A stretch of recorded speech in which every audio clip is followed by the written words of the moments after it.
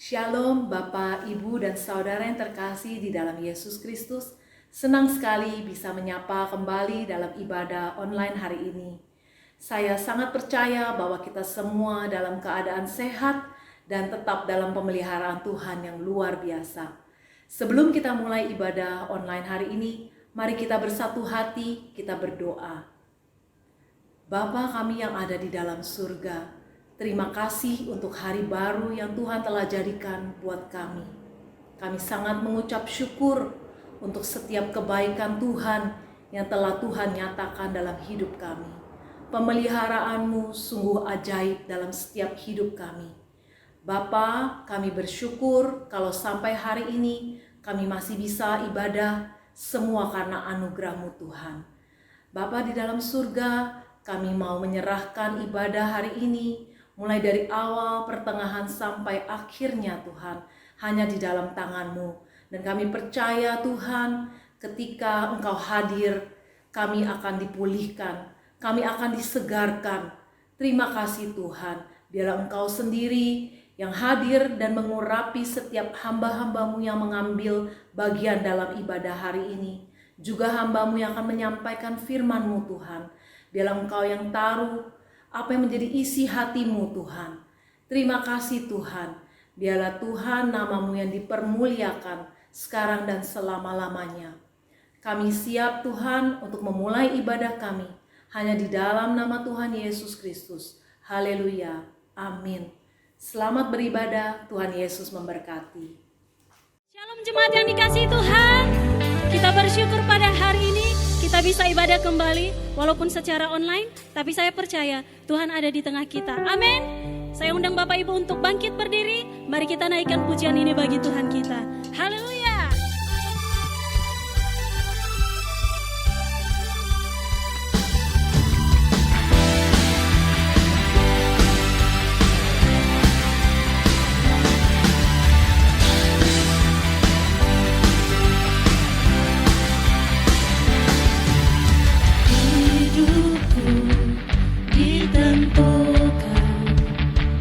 Oleh firman dan rencana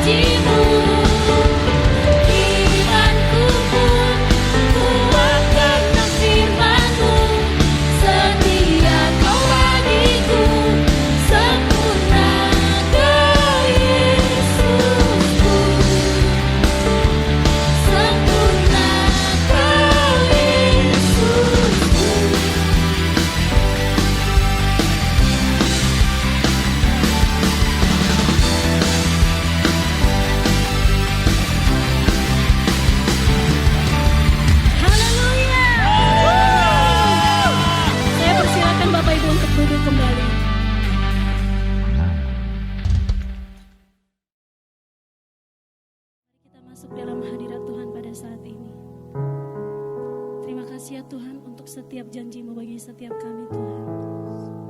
Kami percaya bahwa Engkaulah andalan bagi setiap kami Tuhan.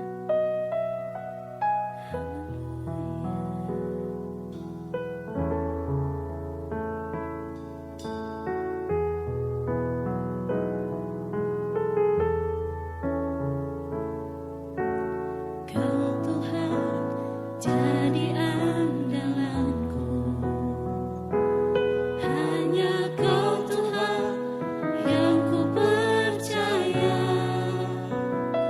Di sana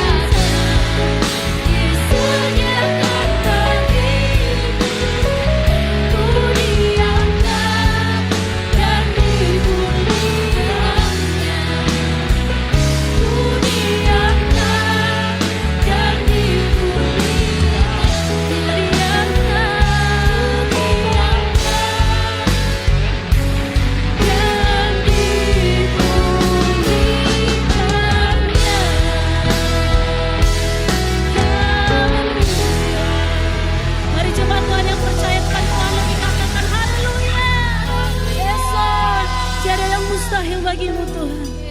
Haleluya. Jemaat kedua yang saya kasihi, kita bertemu kembali dan pada kesempatan ini saya ingin membagikan untuk murid Yesus yang kedua, yaitu Matius si pemungut cukai. Saudara, kita lihat di dalam Matius 9 ayat 9 berkata seperti ini.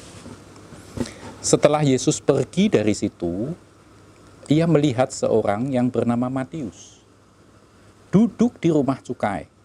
Lalu ia berkata kepadanya, "Ikutlah aku." Maka berdirilah Matius, lalu mengikut dia. Saudara, itu Matius ya, nulis sendiri. Jadinya dia menulis sendiri dan dia menuliskan namanya, Matius. Kalau kita lihat di dalam Lukas 5 ayat 27, dikatakan seperti ini. Kemudian ketika Yesus pergi keluar, ia melihat seorang pemungut cukai yang bernama Lewi sedang duduk di rumah cukai. Yesus berkata kepadanya, "Ikutlah aku." Maka berdirilah Lewi dan meninggalkan segala sesuatu, lalu mengikut dia. Ya, yang ketiga, Markus 2 ayat 14. Kemudian ketika ia berjalan lewat di situ, ia melihat Lewi, anak Alfeus, duduk di rumah cukai. Lalu ia berkata kepadanya, "Ikutlah aku." Maka berdirilah Lewi, lalu mengikuti dia. Saudara, dari 3 ayat ini cukup menarik. Ya. Hanya Matius yang menunjukkan identitas dirinya. Matius.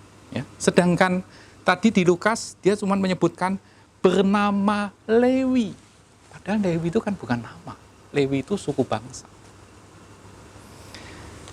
Dan kemudian di Markus dikatakan Lewi anak Alfeus, atau artinya seorang dari suku Lewi, ayahnya bernama Alfeus, kan gitu ya. Nah, kesimpulannya apa, saudara? Kesimpulannya, Matius ini lebih dikenal sebagai Lewi si pemungut cukai lebih daripada Matius namanya. Ya. Lukas maupun Markus, dia ngomongnya cuman Lewi aja. Dia tidak tahu namanya, kalau namanya orang itu tuh Matius. Tidak peduli. Mereka tidak peduli namanya siapa, tapi yang jelas yang ada dalam benak Lukas dan Markus itu ada seorang Lewi, tapi pemungut cukai. Gitu ya? Oke. Saudara, Lewi anak Alfeus. Ya, kalau saudara cermat, ada juga murid Yesus yang bernama, yang ditulis sebagai Yakobus anak Alfeus. Gitu ya. Nah, saudara, tidak ada bukti yang kuat bahwa Alfeus ini adalah orang yang sama. Jadi belum tentu Matius ini dan Yakobus anak Alfeus ini saudara. Belum. Ya, belum tentu. Tidak ada bukti yang kuat. Yang jelas, Matius ini malah didekatkan dengan Thomas. Thomas itu nama lainnya itu Didimus, artinya kembaran. Jadi dia itu kembarannya Matius begitu. Itu lebih dekat, ya. Banyak orang yang mempercayai bahwa Matius dan Thomas itu saudara. Matius arti namanya sendiri adalah anugerah dari Allah, ya. Oke. Sekarang kita mau masuk poin demi poin. Ada 3 poin yang mau saya sampaikan, saudara. Yang pertama itu his money, atau uangnya dia, atau kekayaannya dia itu apa gitu ya. Saudara, pada waktu itu yang jelas Matius ini mempunyai uang yang berlimpah karena dia menjadi seorang pemungut cukai.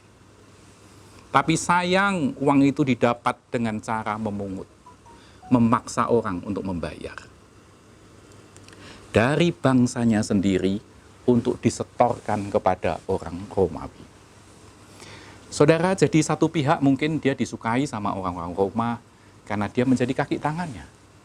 Tetapi maaf, bagi orang Yahudi sendiri, dia dicibir berat. Bahkan dia dicap sebagai pengkhianat bangsa. Karena dia harus memeras uang dari bangsa Yahudi untuk disetorkan kepada penjajah. Yang celaka lagi, saudara, sistem yang dipakai waktu itu adalah sistem kuota. Jadi mungkin Matius itu sudah ditargetin. Kamu seminggu harus bisa ngumpulin uang, misalkan aja nih ya saudaraku ya, 100 juta gitu. Dan untuk itu, Matius itu dilengkapi dengan serdadu-serdadu dari Romawi, supaya bisa memaksa orang membayar. Nah, Matius ini akan berusaha untuk memenuhi kuota itu. Karena kalau misalkan tagihan dia itu tidak sampai di kuota itu, misalkan 90 juta, maka dia harus tombok, dia harus menambahkan dari uang dari dirinya sendiri untuk bisa membayar 100 juta itu, kuota itu. Tapi sebaliknya, kalau dia bisa mengumpulkan lebih dari 100 juta, misalkan 120 juta gitu ya, 20 jutanya itu bagiannya dia. Ya.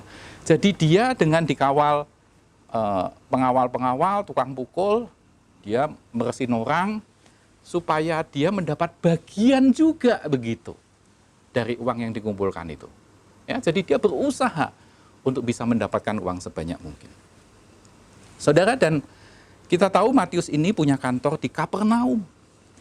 Kapernaum itu satu kota dagang di sebelah barat daripada Danau Galilea.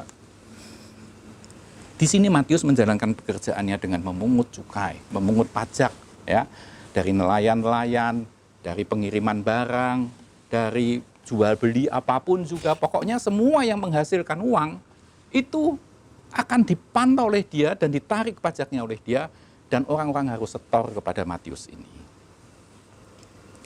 Saudara, kita tidak tahu bagaimana Matius ini bisa dipilih dan dipercaya oleh orang-orang Romawi. Kita tidak tahu. Tapi yang jelas, saudara, orang Romawi ini mempercayakan kepada Matius ini. Mungkin saja pada waktu diinterview sama orang Romawi gitu ya, orang Romawinya juga begitu tahu bahwa ini orang Lewi, mungkin dia juga bingung. Kenapa kamu orang Lewi tapi mau jadi pemungut cukai? Ya. Saudara, yang jelas itu sudah menjadi pilihan hidup daripada Matius. Dan yang pasti, pilihan hidupnya itu sangat menghancurkan hati dan harapan orang tuanya. Matius, tidak ingatkah engkau seorang Lewi? Entah sudah berapa ratus kali mungkin orang mengingatkan itu pada orang yang bernama Matius. Mungkin orang tuanya, mungkin sesama suku Lewi mengingatkan itu. Matius, tidakkah kau ingat bahwa engkau seorang Lewi? Saudara, terlahir sebagai seorang Lewi mestinya menjadi satu kehormatan. Karena satu suku yang dipilih oleh Tuhan untuk mengurus perkakas-perkakas yang ada di Bait Allah. Dan sejak kecil, anak-anak orang Lewi ini, saudara, sudah dididik secara khusus dengan semua hukum-hukum Yahudi. Dididik sampai mengerti dengan benar. Kita lihat di Yosua 13 ayat 33 berkata seperti ini, saudara. Tetapi kepada suku Lewi Musa tidak memberikan milik pusaka. Tuhan Allah Israel dialah yang menjadi milik pusaka mereka, seperti yang dijanjikannya kepada mereka. Saudara, jadi seharusnya orang-orang Lewi ini adalah milik kepunyaan Allah sendiri. Bahkan mereka itu tidak dikasih tanah pada waktu pembagian tanah untuk tempat tinggal mereka. Tetapi mereka itu disebar ke 6 kota perlindungan. Zaman dulu disebut ada beberapa kota perlindungan, supaya orang yang berdosa bisa lari ke kota itu untuk meminta keselamatan. Tujuannya adalah supaya orang-orang Lewi ini berbaur dan memberikan pengaruh atmosfer rohani yang kuat bagi 11 suku bangsa yang lainnya.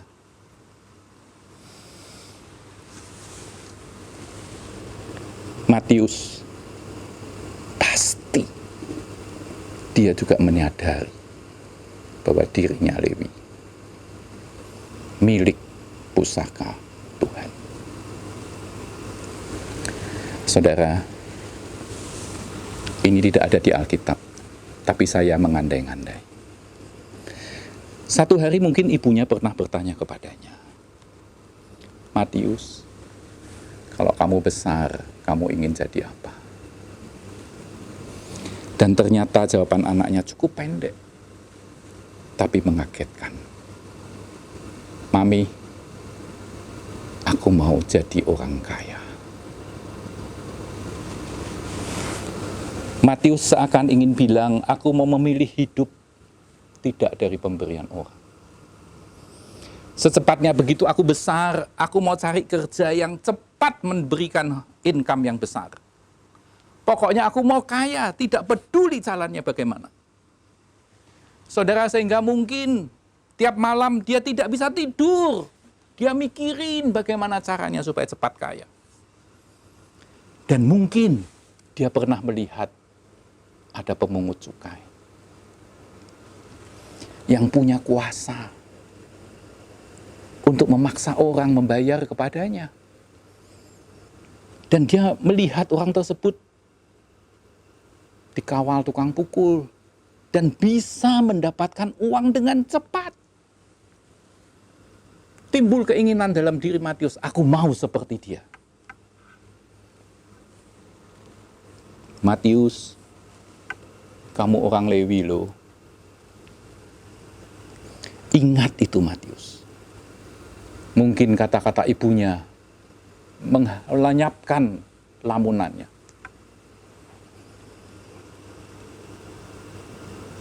Tapi pada saat yang sama pikiran yang lain juga berkata, kenyataannya sekarang Romawi menjajah kita dan menawarkan bayaran yang tinggi kalau aku menjadi seorang pemungut cukai. Aku tidak mau mengikuti hukum-hukum Musa yang sudah jadi tradisi. Aku mau mengikuti hukum-hukum Romawi yang bisa memaksa orang untuk membayar pajak. Mungkin banyak orang tidak setuju dan mencibir aku. Bodoh amat. Aku mau memilih jalanku sendiri. Saudara, Matius mengejar cita-citanya dan akhirnya dia berhasil menjadi pemungut cukai. Punya kantor di Kapernaum dan terkenal sebagai Lewi si pemungut cukai. Saudara, mungkin dia langsung mempersiapkan diri, belajar ini itu, belajar akunting, belajar pajak, belajar bikin neraca, menghitung bunga, denda, membukukan tagihan, cicilan, dan lain-lain. Dia jadi terlatih, punya catatan-catatan yang rapih semua, tidak ada yang terlewat. Sampai satu hari, saat Matius sedang mengutin pajak, dia melihat ada seseorang yang datang ke Danau Galilea yang bernama Yesus. Dan Matius juga melihat bagaimana akhirnya Yesus ini dibaptis oleh Yohanes di Sungai Yordan. Saudara, dan dia mulai tertarik kepada Yesus. Apalagi waktu dia melihat bagaimana Yesus di dalam pelayanannya, di dalam integritasnya dia yang demikian luar biasa. Mujizat yang dilakukannya, dia punya kuasa. Tapi dia juga punya hikmat dan dia punya kasih yang luar biasa. Matius mungkin mulai bingung dan terkagum-kagum. Kok bisa ya manusia, tapi kok seperti bukan manusia. Dan Yesus yang demikian itu ternyata menghentikan langkahnya pada waktu Yesus ada di Kapernaum. Menghentikan langkahnya tepat di depan kantor daripada Matius ini. Saudara, pandangan matanya yang penuh kasih langsung tertuju kepada seseorang, Lewi, si pemungut cukai itu. Yang dalam benaknya yang adanya uang, uang, dan uang. Justru diajak oleh Yesus, ikutlah aku. Yang kedua, saudara, his master atau tuannya. Hidup sebagai pemungut cukai sesuai dengan yang dicita-citakan oleh Matius dari muda. Mungkin membawa dia mempunyai komunitas sesama pemungut cukai. Sekelompok orang yang karena gampang mendapatkan uang, karena memeras maka mereka sering melakukan pesta-pesta yang kurang patut. Dan itu mengusik jiwa Lewi daripada Matius. Mungkin juga yang kedua karena orang tuanya tidak pernah berhenti berdoa untuk Matius. Sehingga walaupun Matius ini kaya dan banyak uang, tetapi dia tidak bahagia. Matius baru sadar bahwa uang bukan segalanya. Ada jiwa yang ternyata yang tidak pernah tenang, walaupun dia kaya sebagai pemungut cukai. Saudara, itulah sebabnya waktu Yesus mengajak Matius, ikutlah aku. Maka berdirilah Matius, lalu mengikuti dia. Saudara, kita tidak tahu saat Yesus mengajak Matius itu, Yesus sudah punya murid berapa. Ya. Tapi ingat, murid-murid pertama Yesus itu adalah Simon, Andreas, Yakobus, dan Yohanes. Ya. Injil-Injil mencatat hal itu. Jadi Matius ini urutan keberapa, berapa lama dibanding dengan Simon tidak tercatat. Tapi yang pasti saudara, pada saat Matius masuk di dalam kelompok menjadi murid Yesus, maka langsung terjadi kegaduhan yang luar biasa. Ya. Kegaduhan terjadi baik di antara sesama murid maupun di khalayak ramai. Semua orang mempertanyakan, pemungut cukai menjadi pengikut Yesus? Saudara, tapi yang jelas, Yesus sudah melihat apa yang ada di dalam diri Matius ini. Yang pertama, saudara, Matius ini tipe orang yang berani. Dia berani mengambil keputusan yang tidak populer, bahkan yang istilahnya kontradiksi sekalipun dia ambil. Saat dia mengambil keputusan untuk menjadi pemungut cukai, itu keputusan yang kontradiksi, yang tidak populer sebagai seorang Lewi. Yang kedua, saudara, tapi juga pada saat dia mengambil keputusan untuk meninggalkan pemungut cukai itu. Dia berani mengambilnya. Tetapi dia komit, dia bayar, dan dia jalani dengan segala resikonya. Saudara, mungkin justru dia menyadari, dulu aku salah memilih uang meninggalkan Tuhan. Sekarang aku sadar, pandangan kasih Yesus menusuk sampai ke jiwaku yang terdalam. Tuhan, aku bersyukur Engkau tidak membuang aku, sekalipun aku dulunya membuang Engkau. Alkitab kemudian menulis, maka berdirilah Lewi dan meninggalkan segala sesuatunya, lalu mengikut dia. Itu yang pertama, saudara. Matius tipe orang yang berani. Yang kedua, Matius tipe orang yang rajin mencatat. Saudara, karena tuntutan pekerjaan sebagai pemungut cukai menyebabkan dia harus bisa memanage, mencatat, mencari informasi tentang pekerjaan kliennya, partner dagangnya, barangnya didistribusi kemana, dan sebagainya. Matius mempunyai keahlian yang terlatih, saudara, yang saat itu mungkin hanya sedikit orang yang bisa. Saudara, saya bayangkan kemana-mana dia bawa catatan. Mungkin si A, tagihannya sekian, sudah bayar sekian, masih kurang sekian. Si B, si C, dia kelilingan dari kapal ke kapal, atau dari pengiriman barang yang satu ke yang lainnya. Saudara, dia punya kepandaian dan kerapian yang tidak dimiliki oleh murid-murid lain. Saudara ingat, kebanyakan murid Tuhan itu apa? Hanya nelayan. Maaf, sampai sekarang pun nelayan, istilahnya tanda kutip maaf. Mungkin tidak bisa baca dan tidak bisa tulis. Beda dengan Matius ini, saudara. Saudara, gini ya, kalau saya melihat nggak usah jauh-jauh, saudara. 50 tahun yang lalu, saya masih di Semarang. Kita masih di rumah bersama dengan opa dan oma saya. Ya. Dan saudara tahu, seringkali saya ceritakan, mamah saya, ibu saya, hanya sekolah sampai SD kelas 3. Mamahnya dia atau oma saya itu buta huruf, tidak pernah sekolah, saudara.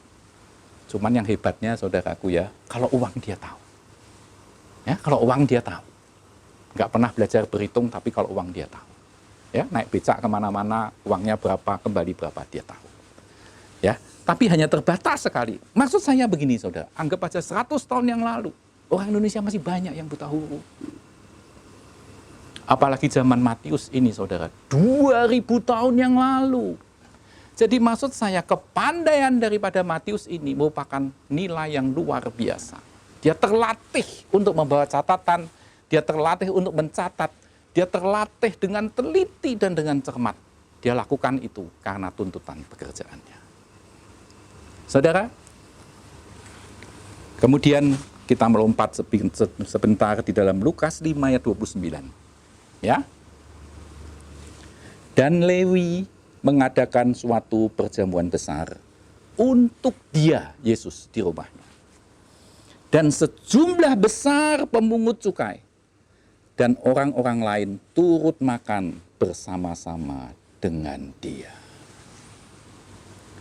Saudara, Matius, setelah dia meninggalkan semuanya sebagai pemungut cukai, dia ikut Yesus.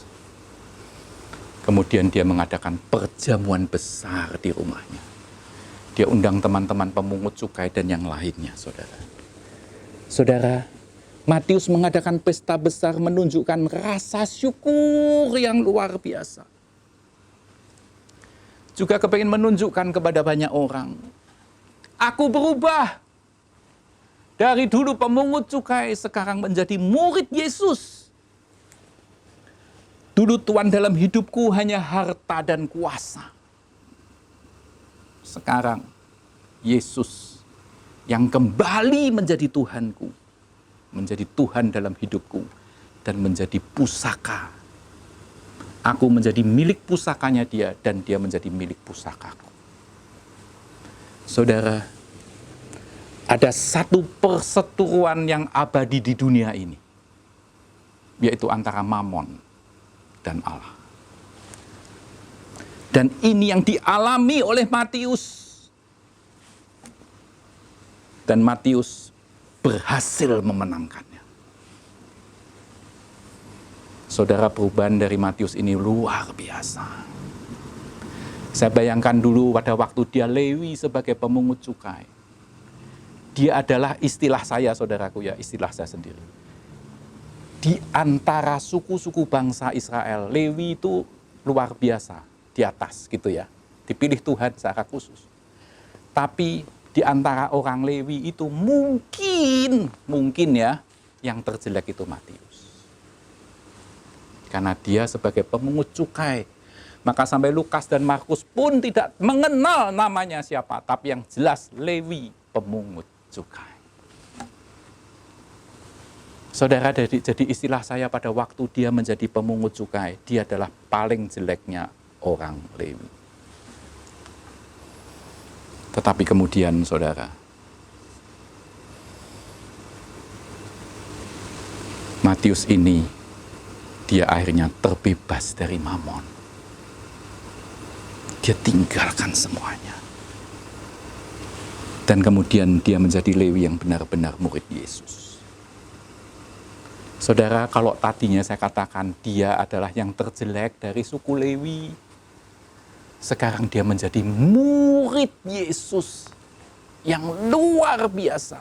Istilah saya mungkin ya, menjadi yang terbaik dari suku Lewi. Maksud saya, dari yang terjelek, Matius menjadi yang terbaik. Tapi dia harus tinggalkan semuanya, dan dia memilih menjadi murid Tuhan. Saudara, Sejak saat itu, Matius benar-benar mengikuti Yesus.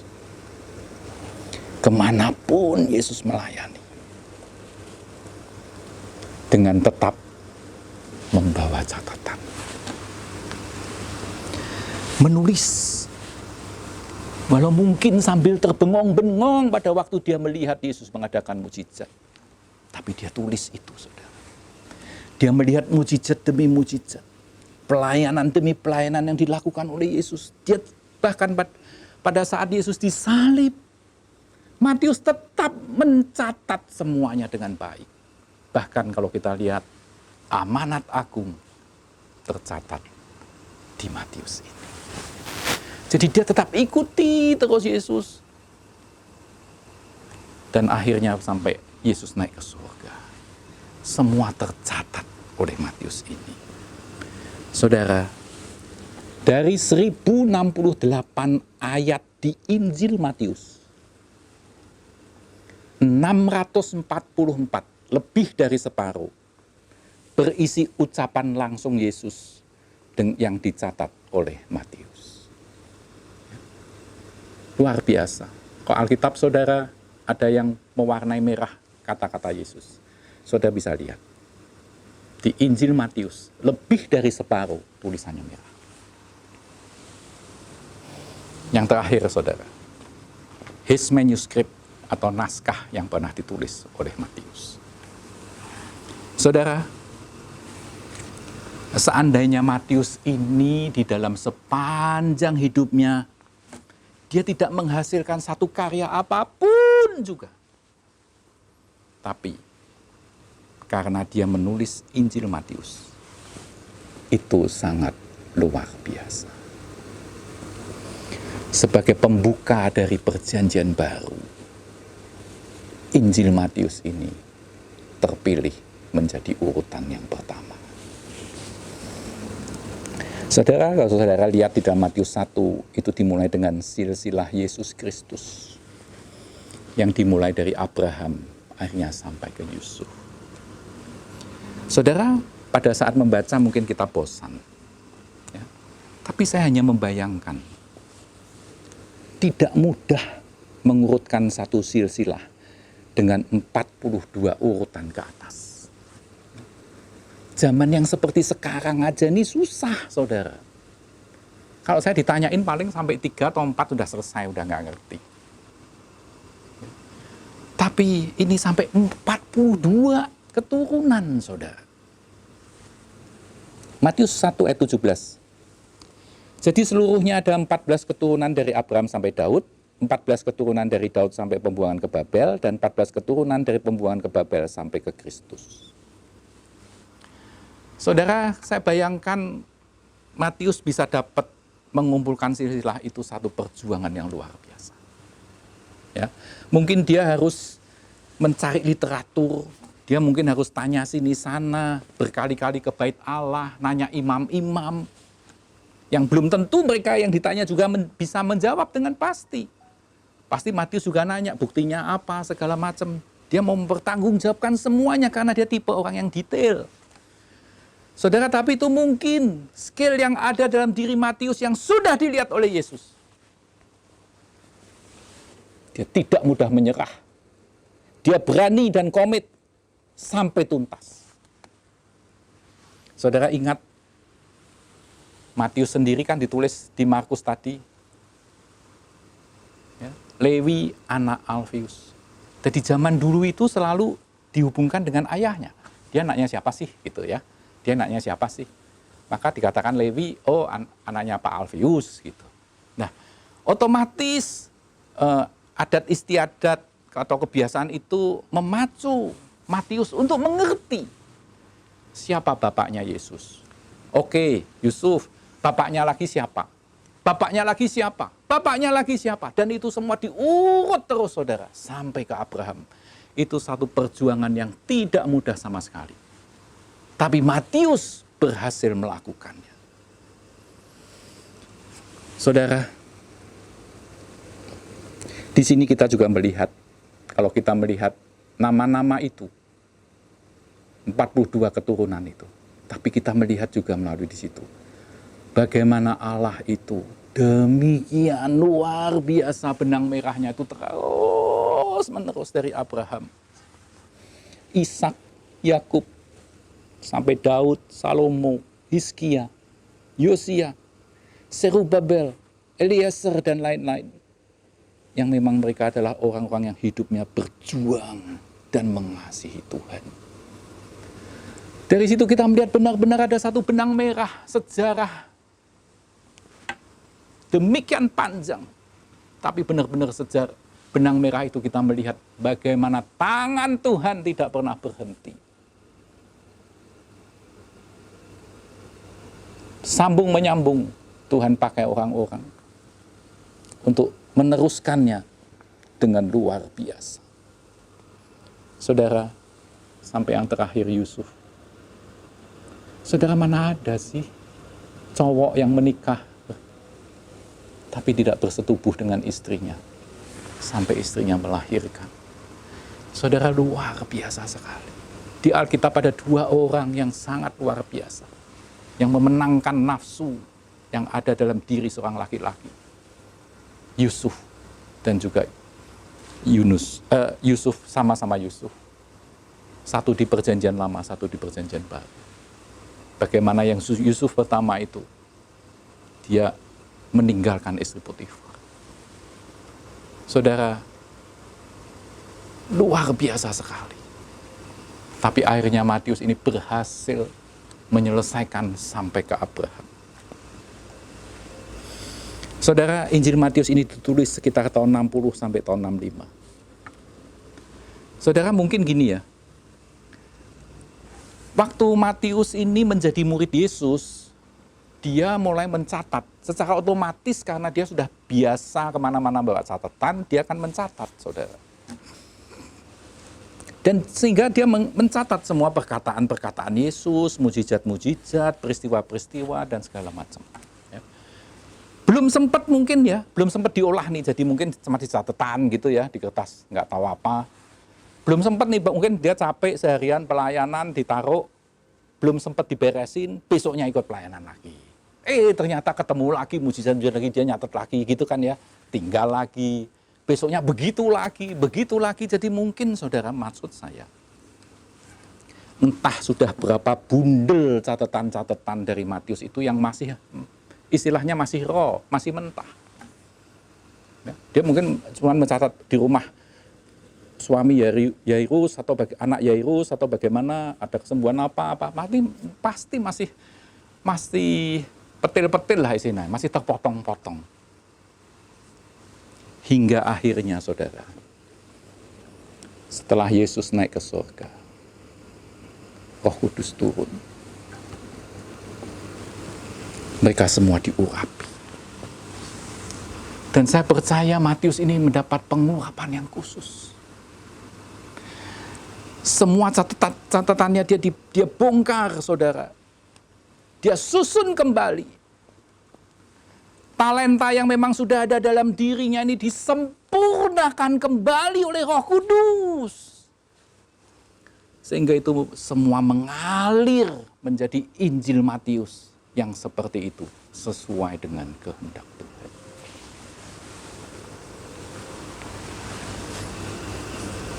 Injil Matius ini saudara mencatat 20 mujizat yang dilakukan Yesus. 40 perumpamaan.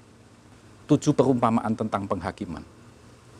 Kemudian juga ada 8 ucapan bahagia di Matius 5. Tetapi juga ada 8 ucapan celaka di dalam Matius 23. Saudara, waktu itu kekristenan sedang ditentang.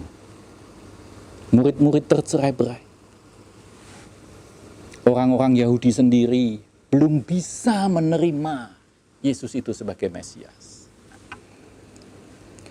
Saudara, mungkin Matius ini secara manusia dia gregetan begitu ya dengan bangsa Yahudi. Hai bangsa Yahudi, kamu tuh kok kebangetan. Dikirimin penebus, bukannya berterima kasih, tapi malah kau salib. Saudara, ini mungkin yang membuat dia akhirnya memotivasi dia, maksud saya begitu, menulis Injil Matius ini. Saudara, Injil Matius ini dulunya merupakan satu surat yang ditulis oleh Matius untuk membukakan mata orang-orang Yahudi bahwa Yesus yang kamu salibkan itu adalah Mesias. Itu message-nya. Dia hanya kepingin nulis surat kepada orang-orang Yahudi supaya terbukalah matamu. Yesus yang kamu salib ini Mesias. Itu message-nya, saudara. Sampai akhirnya setelah sekian tahun baru menjadi bagian daripada apa yang kita namakan Alkitab saat ini. Tapi asal muasalnya begitu. Satu surat yang merupakan isi hatinya dia. Karena dia mungkin juga merasa, dulu aku juga Lewi. Aku tidak menyadari bahwa aku milik pusaka Tuhan, sehingga aku ganti dengan Mamon. Sekarang bangsa Yahudi ini didatangi oleh penebusnya, tapi bukan dihargai sebagai penebusnya, tapi malah disalib. Ada satu gejolak dalam dirinya dia. Dia tulis surat itu, tujuannya untuk membukakan mata daripada bangsa Yahudi. Saudara, dan sampai sekarang, Injil Matius, istilah saya menjadi bacaan wajib bagi orang Kristen yang ada dimanapun juga. Kabar baik, kabar keselamatan yang sudah menjadi berkat bagi banyak orang. Matius, apa yang kau tulis bukan hanya sekedar satu surat, tapi sekarang sudah menjadi berkat dan bahkan menjadi bagian dari satu perpustakaan yang abadi. Satu buku yang dibaca, dipelajari, dan dicintai, bahkan diajarkan di seluruh dunia. Satu buku yang sudah diterjemahkan kepada ratusan bahasa. Satu buku yang sanggup mengubah hidup manusia untuk menyadari keadaannya dan menerima Yesus sebagai Mesias. Dia menulis itu, memang dia ingin membukakan mata orang Yahudi. Tetapi terlebih daripada segalanya, dia menulis itu karena dia sendiri sudah mengalami.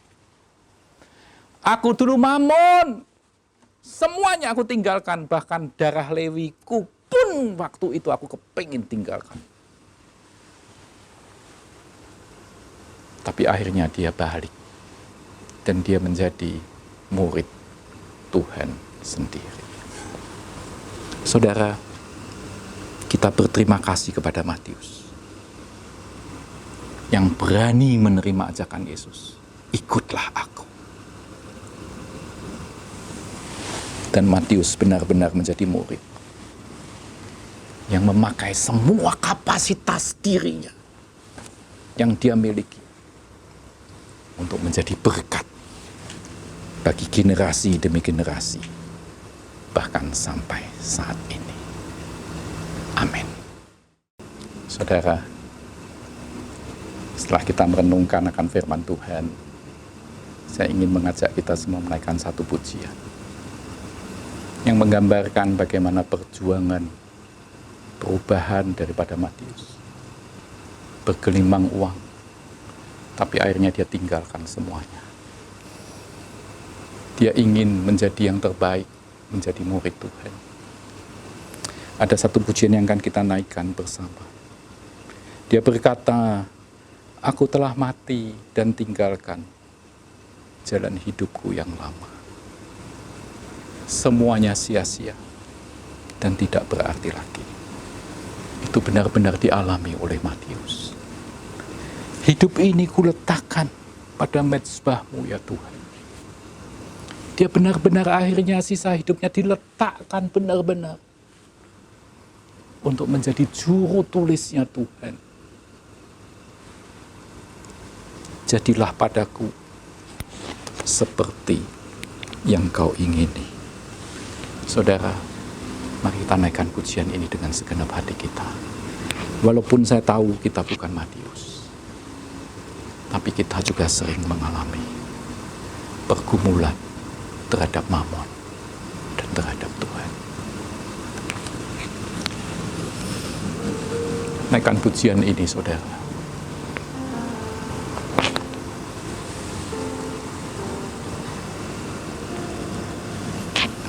Bukan dengan barang fana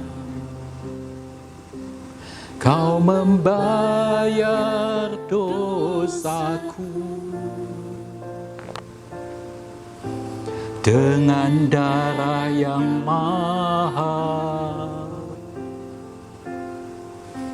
tiada noda dan celah. Bukan dengan emas perak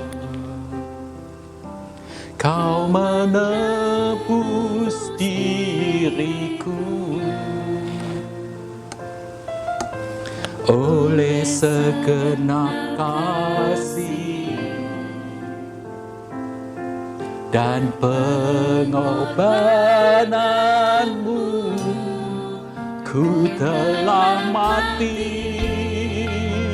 dan tinggalkan cara hidupku yang lama. Semuanya sia-sia dan tak berarti lagi. Hidup ini ku letakkan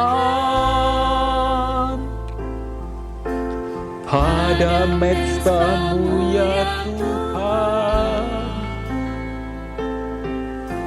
Jadilah padaku seperti yang Kau ingini.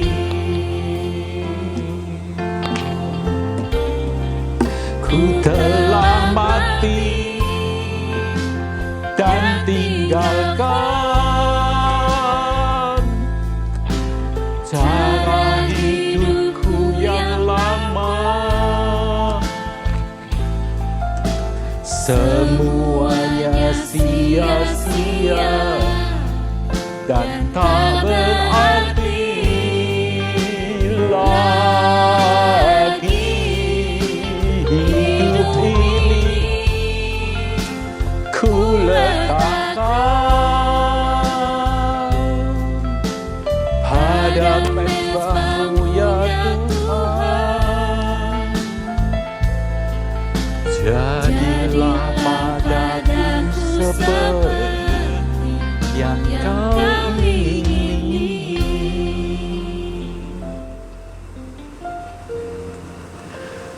Tuhan, kalau waktu itu Matius yang mengalami jamahan-Mu sehingga dia meninggalkan segala sesuatunya dan mengikut Tuhan. Waktu ini adalah waktu-waktu kami, Tuhan.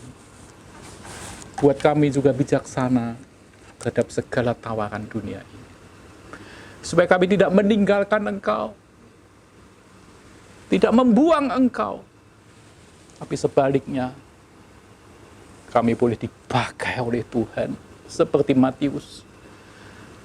Mengenal Engkau sebagai guru kami, sebagai Tuhan kami. Dan jadikan kami bukan hanya pengunjung gereja, tapi jadikan kami menjadi murid Tuhan seperti Matius. Yang komit, yang membayar harga, memberi yang terbaik bagi Engkau. Terima kasih Tuhan. Roh Kudus, biar Engkau yang berkarya bagi kami semua. Bagi semua teman-teman yang mengikuti acara ini. Tuhan, Engkau yang berkarya masuk di dalam kehidupan mereka, ke pemikiran mereka. Karena kami tahu Tuhan, Engkau menghendaki setiap di antara kami menjadi murid-murid Tuhan yang memuliakan nama-Mu. Terima kasih Tuhan, kami sungguh mengucap syukur padamu di dalam nama Tuhan Yesus Kristus. Haleluya. Amin.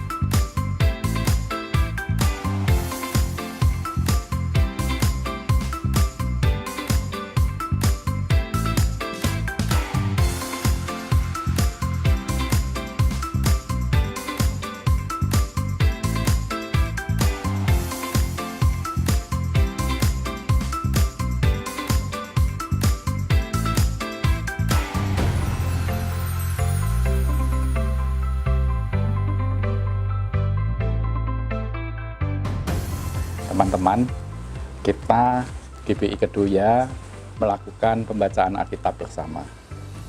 2 pasal setiap hari. Dan itu kita sudah memulai dari tanggal 1 Agustus tahun 2018. Dan akhirnya kita bisa selesaikan sampai tanggal 17 Maret tahun 2020. Saudara, kita sama-sama membaca itu, tapi memang tidak, kalau ada yang lebih duluan juga nggak apa-apa. Dan ternyata saudara, yang saya catat di sini, yang tercepat menyelesaikan pembacaan Alkitab itu saudara Teddy. Ya, dia bisa menyelesaikannya pada waktu tanggal 8 bulan 8 tahun 19. Yang lain baru sampai Yesaya, yang Teddy ini sudah sampai Wahyu begitu ya. Ya, dia ngebut sendiri. Dan saudara tahu, juara keduanya ternyata siapa saudara? Ternyata istrinya, Ratna Setiaki saudara. Dia bisa menyelesaikannya tanggal 25 Agustus tahun 19 ya, cuman beda kira-kira 20 hari lah begitu ya. Jadi mungkin tiap pagi itu keluarga itu bangun pagi langsung nyalain lampu, masing-masing membaca kebut-kebutan begitu ya kalinya. Tapi oke lah saudara ya, jadi ceritanya kira-kira seperti itu. Saudara, tapi di antara ada yang kebut-kebutan begitu ya, ada yang, saya nggak usah sebut nama ya, ada yang selama setahun setengah itu cuman kejadian 1 dan kejadian 2 saja berhenti saudara ya. Jadi menurut kalau saya pantau begitu saudaraku ya, grup yang paling besar rentangnya gitu itu grupnya persekutuan saudara. Jadi ada yang setahun setengah itu cuman 2 pasal, ada yang sebelum setahun setengah juga sudah habis begitu ya. Jadi rentang paling besar itu grup persekutuan. Saudara, total yang mendapat medali itu ada 73 orang. Ya, jadi hari Minggu tanggal 1 November kemarin kita lakukan wisuda, sayang yang hadir kira-kira hanya separuh saja. Tapi ya nggak apa-apa ya, kita sudah wisuda itu. Saudara bisa lihat foto-foto yang ada. Nah, saudara, nanti tanggal 1 Januari tahun 2021 kami berencana mengajak seluruh jemaat ya untuk bergabung kembali di dalam membaca Alkitab bersama ya. Jadi 1 Januari kita GBI Kedoya akan mengadakan kembali pembacaan Alkitab 2 pasal setiap hari. Saudara hubungi sungguh-sungguh sekretariat, daftarkan nama saudara supaya bisa dibikin lagi grup-grup yang ada. Ya, demikian yang saya sampaikan. Tuhan memberkati.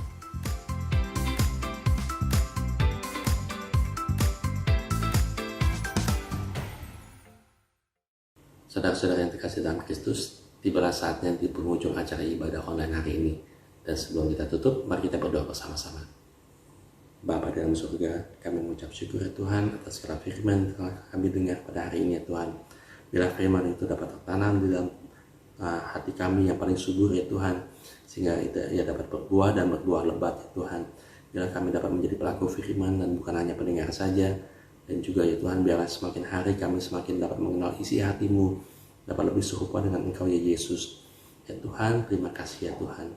Bapa, kami mau berdoa ya Tuhan untuk semua gembala sidang kami ya Tuhan, Pak Julius, Pak Rubin, Pak Suito, Pak Suryanta. Biarlah mereka ya Tuhan dapat visi dan misi daripada-Mu ya Bapa, sehingga mereka dapat mengelola gereja ini dengan baik ya Tuhan, sesuai dengan rencana-Mu ya Bapa. Ya Tuhan, kami juga berdoa ya Tuhan untuk semua badan pengurus yang terlibat ya Tuhan dalam gereja kami ya Tuhan. Biarlah mereka diberikan kesatuan hati ya Tuhan untuk melayani Engkau dimanapun mereka ditempatkan ya Bapa. Ya Tuhan, kami khusus juga mau berdoa untuk semua jemaat yang ada ya Tuhan. Biarlah mereka yang sakit juga Kau mau sembuhkan ya Tuhan di dalam nama Tuhan Yesus. Yang mengalami kesulitan ya Tuhan, atau mengalami masalah, Kau akan bukakan jalan ya Tuhan. Dan biarlah mereka juga dapat melihat kalau Engkau nyata dan ada bagi mereka ya Tuhan. Terima kasih ya Bapa.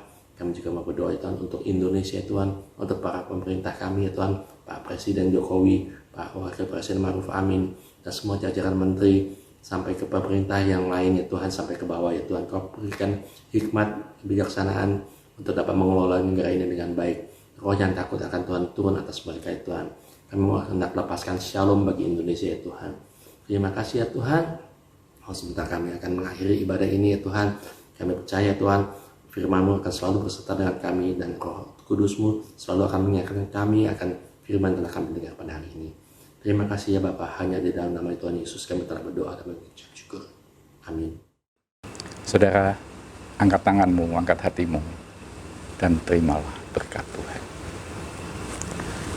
Biar berkat daripada Allah Bapa, kasih dari Tuhan Yesus Kristus, persekutuan dan penghiburan dari Roh yang Kudus biar itu tinggal di dalam hidup saudara dan saya, sehingga kita boleh mengalami pencerahan daripada Tuhan pada hari ini, dan kita boleh diubahkan lebih mengenal dan mengasihi Tuhan.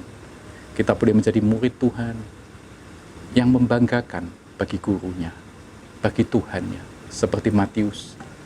Biar kita semua boleh menjadi alat-alat bagi kemuliaannya. Biar berkat ini turun atas kita semua, mulai dari saat ini, bahkan sampai selama-lamanya. Yang percaya bersama-sama kita katakan, amin. Tuhan memberkati. Salam sehati.